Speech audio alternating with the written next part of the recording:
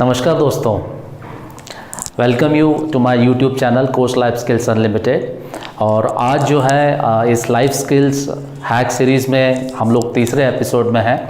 इसके पहले we have discussed in the last 2 episode, we have discussed in 1 episode regarding the law of attraction and second episode में हम लोगों ने देखा था लाइफ हैक्स के ज़रिए that how we can use the principle of affirmation and autosuggestion, the power of autosuggestion to our advantage in episode number 2।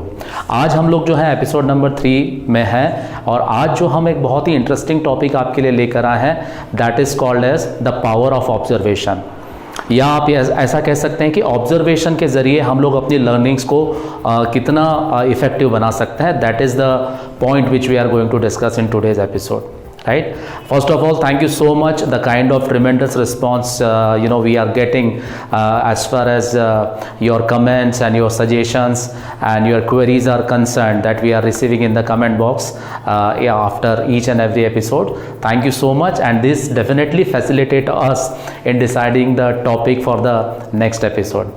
तो दोस्तों, इस बार हम लोग समझेंगे पहले तो कि पावर ऑफ ऑब्जर्वेशन क्या होता है और सिर्फ ऑब्जर्वेशन के सहारे हम लोग अपनी लर्निंग को कैसे इम्प्रूव कर सकते हैं। Let me tell you one thing very straightforward. सीखना तो अपने आप में एक बहुत ही अच्छी क्वालिटी होती है, बहुत ही एक अच्छी कैरेक्टरिस्टिक होती है ऑफ ह्यूमन बींग्स की। लेकिन आपको ये जानकर आश्चर्य होगा कि बहुत सारी चीज़ें हम सिर्फ ऑब्जर्वेशंस के ज़रिए और अपनी ऑब्जर्वेशंस को इम्प्रूव करके अपनी लर्निंग को बहुत ज़्यादा इम्पॉर्टेंट बना सकते हैं और बहुत ज़्यादा फ्रूटफुल बना सकते हैं, राइट? यदि हम इसके साइंटिफिक एस्पेक्ट को देखें तो there was a very famous psychologist mister Bandhuraj, और बंधुराज की जो सोशल लर्निंग थ्योरी थी उसमें से ऑब्जर्वेशनल लर्निंग थ्योरी को उन्होंने बहुत ज़्यादा सपोर्ट किया था।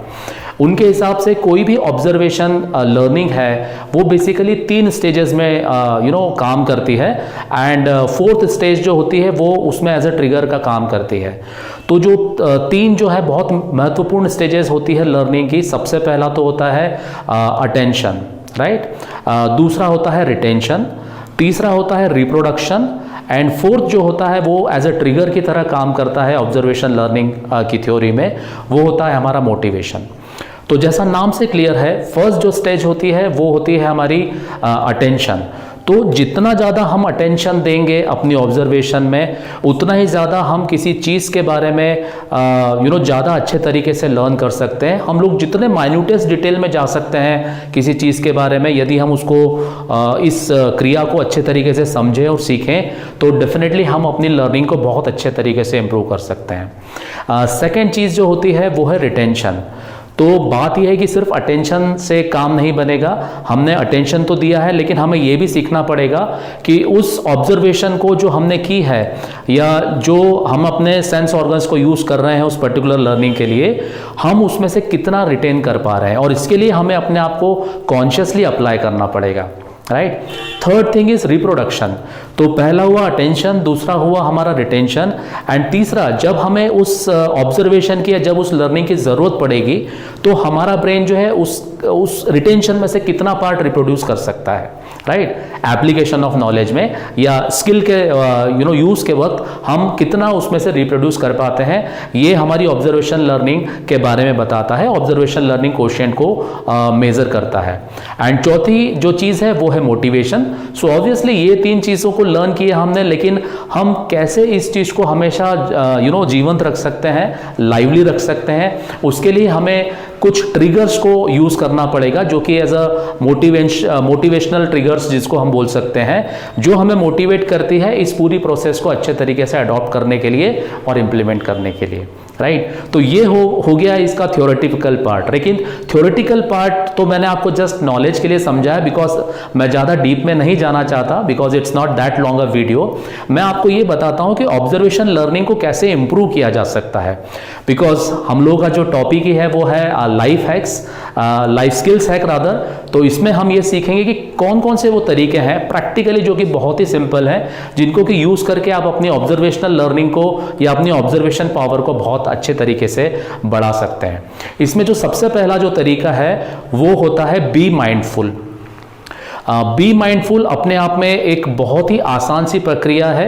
बी माइंडफुल में आपको सिर्फ ये करना है कि कोई भी एकांत जगह देखकर या सेक्लूडेड प्लेस देखकर आपको वहाँ शांति से बैठना है, जहाँ पर आपको डिस्टर्बेंस ना हो। ये आपका रेसिडेंस हो सकता है, ये आपका ऑफिस हो सकता है, ये आपका कम्युनिटी पार्क हो सकता है। वहाँ पर आप शांति से बैठिए और जितने भी विचार आपके मन में आते हैं, आपको विचारों को रोकना नहीं है, आप विचारों को आने दीजिए। And you have to be just a keen observer कि कब किस कैटेगरी का विचार आपके दिमाग में आ रहा है। मतलब या तो वो मोटिवेटिंग विचार आ रहा है, या पॉजिटिव कैटेगरी का विचार आ रहा है, या नॉट सो पॉजिटिव कैटेगरी का विचार आ रहा है। आपको उन्हें रोकना नहीं है, विचारों के फ्लो को नहीं रोकना है, उन्हें आने देना है, लेकिन just as a keen observer आपको उन्हें ऑब्जर्व करना है, राइट।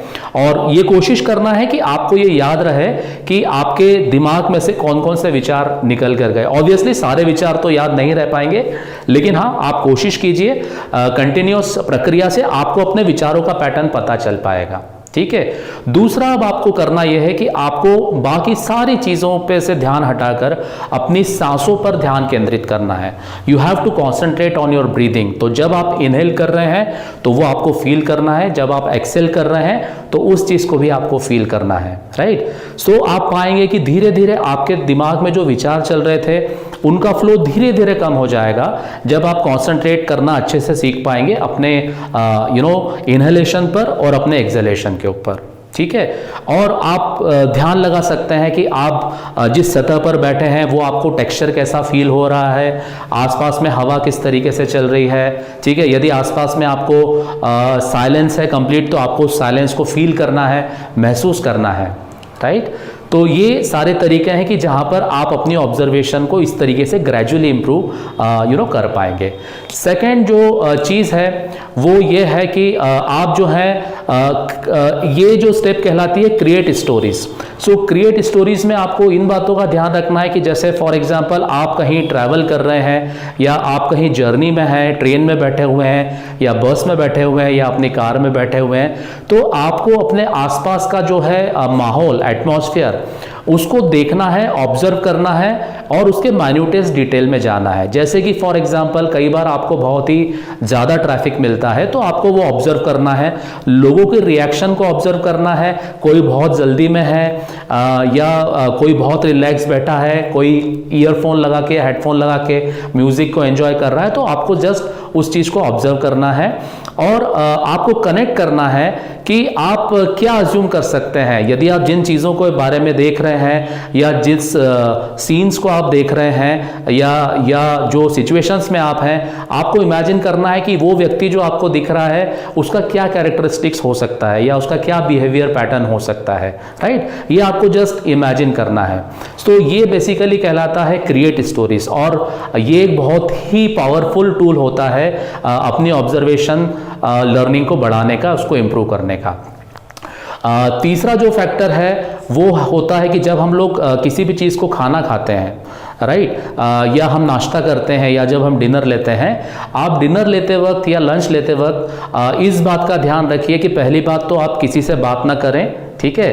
और जो खाना आप खा रहे हैं, you just try to feel कि वो खाने का जो टेक्सचर कैसा है, उसकी स्मेल कैसी है, वो उसका टेस्ट कैसा है, वो माइन्यूटेस्ट से माइन्यूटेस्ट डिटेल में आप जाइए और उसको एंजॉय कर करके खाइए, ठीक है। इससे भी ये होगा कि जब आप इस प्रोसेस को ग्रेजुअली धीरे धीरे जब कर रहे होंगे, तो आपका जो ऑब्जर्वेशन वाला जो चीज़ है वो धीरे धीरे निखरता चला जाएगा और आप उन चीज़ों को रिटेन करने की स्थिति में भी रहेंगे। जैसे फॉर एग्जांपल आपने खाना खाया तो अलग अलग कैटेगरी का टेस्ट है उसमें, कुछ चीज़ें तीखी हो सकती है, कुछ नमकीन हो सकती है, पानी आप पीते हैं तो वो पानी आपको थोड़ा सा गीला लगेगा, उसके टेक्सचर को फील करना है, राइट।